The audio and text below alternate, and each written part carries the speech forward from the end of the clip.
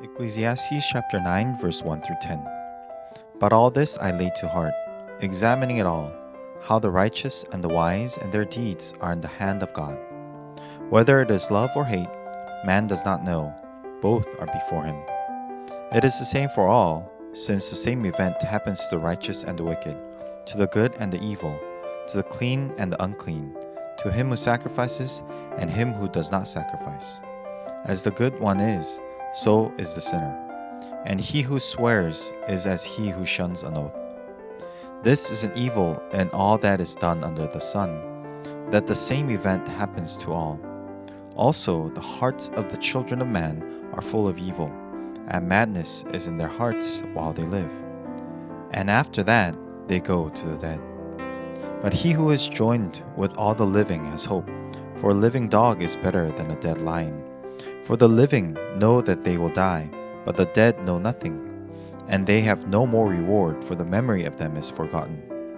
Their love and their hate and their envy have already perished, and forever they have no more share in all that is done under the sun.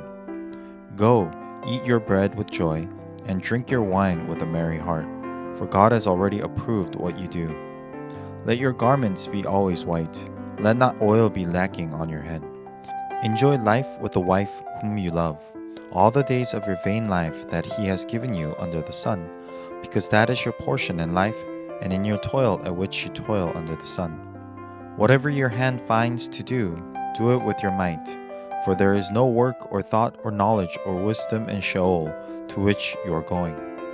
In today's passage, the teacher summarizes that life is the most valuable thing one ought to cherish. It is undeniable that the end of all living things is death. So it is better for people to enjoy what they have now, rather than worrying about the uncertain future. This conclusion is reached with the premise of knowing that everything is in the hands of God.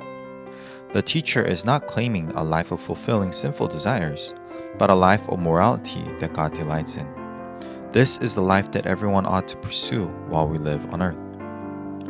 Why do we have an unquenchable desire for life?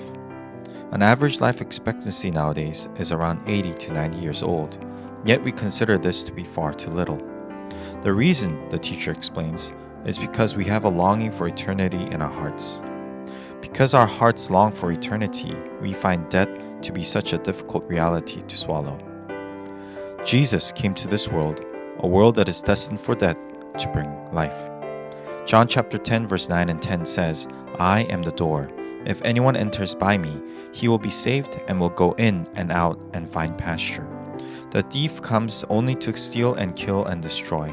I came that they may have life and have it abundantly." In Jesus is the life that we have always longed for.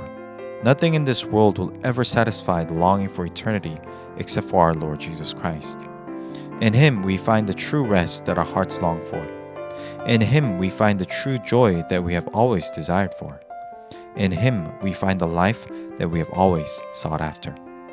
As we meditate on today's passage, let us seek beyond what this world can offer us and seek the one who has come to give us life and life more abundantly.